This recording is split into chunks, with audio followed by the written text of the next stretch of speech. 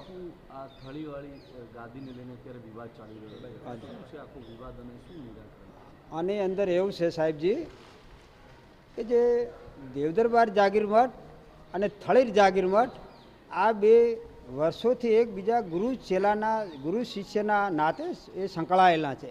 તમારે સંસારીઓમાં જેમ બાપ દીકરા હોય એમ અમારે ફકડોમાં સંન્યાસીઓમાં ગુરુ શિષ્યનો નાતો હોય છે.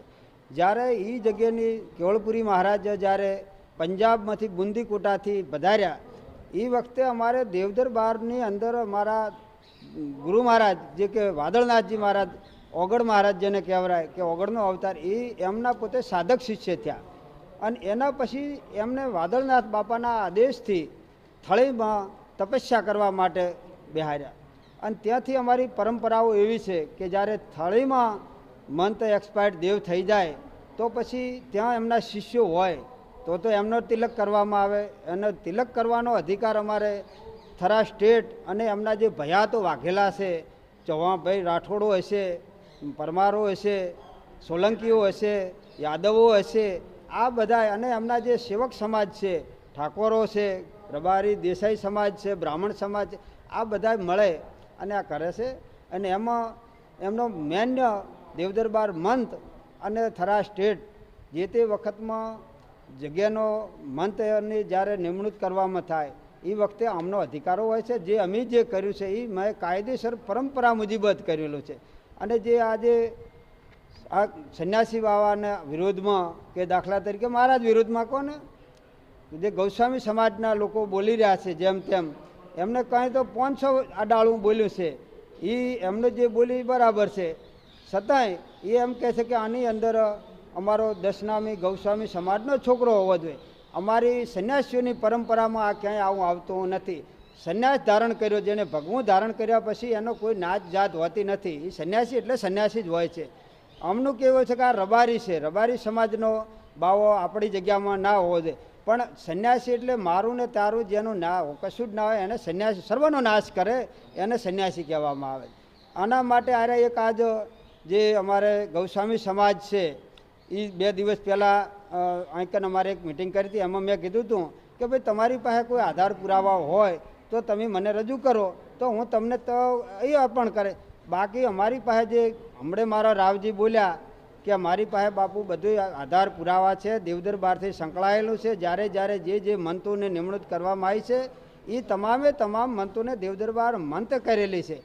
આના પછી જે જગદીશપુરી મહારાજ અમારે દેવ થઈ ગયા એને જ્યારે થયું એ વખતમાં હું મંત નહોતો પણ હું કારભારી હતો.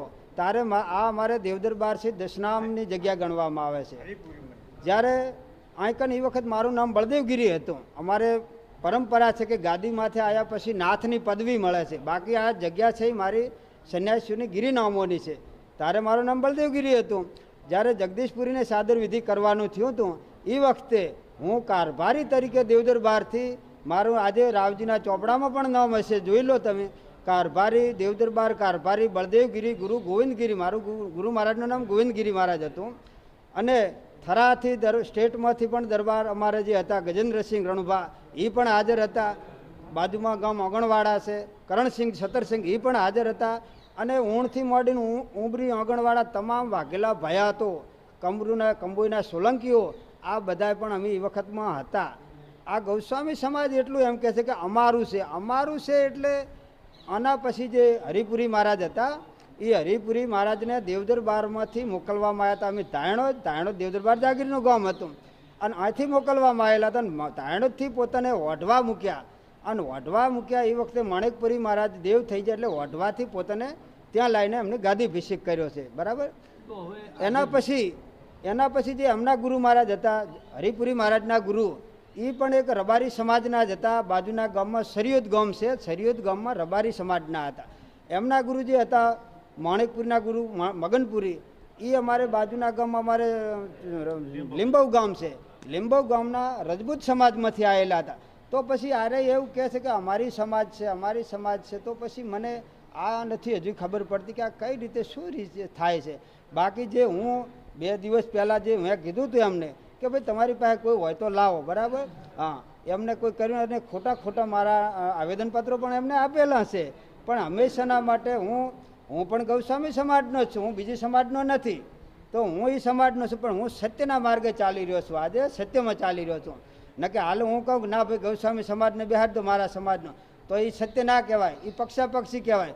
જ્યારે હું સત્યમાં આનો નિર્ણય કે આનો જ્યારે નિરાકરણ ઓગળજી મહારાજ, મા હિંગળાજ અને કેવળપુરી મહારાજ જાગતી જ્યોત બેઠી જ છે, એ આનો નિર્ણય જે સત્ય હશે એ જ થવાનું છે. બાકી હું કહું એ કે ગૌસ્વામી બાવાઓ કે અને અમને એ પણ એવું છે કે બાવા શબ્દ કેમ કહે છે, એ હું તમને ઉલ્લેખ કરું.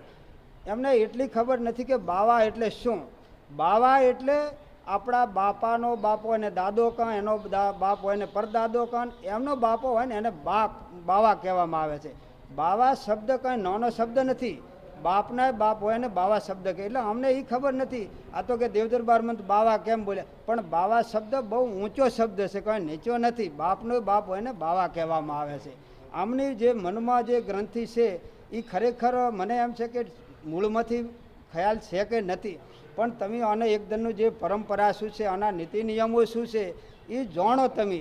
અથવા તો તમારી સમાજના 5-10 આગેવાનો જે સારા સમજુ ડાયા હોય એ મારી જોડે આવો અને હું તમને આનું જે તે ડિટેલ જે માહિતી છે, જેનું શું મૂળ છે, શું પરંપરા છે એ હું જ સમજાવું.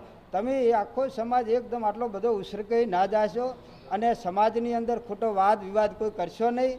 કેમ કે નાનો સમાજ છે, આ સમાજની અંદર જો નોખું થઈ જાય તો બીજા ગરીબ મહાત્માઓ છે જે પૂજા કરે ગામડાની અંદર એમને નુકસાનો થઈ જાય પછી.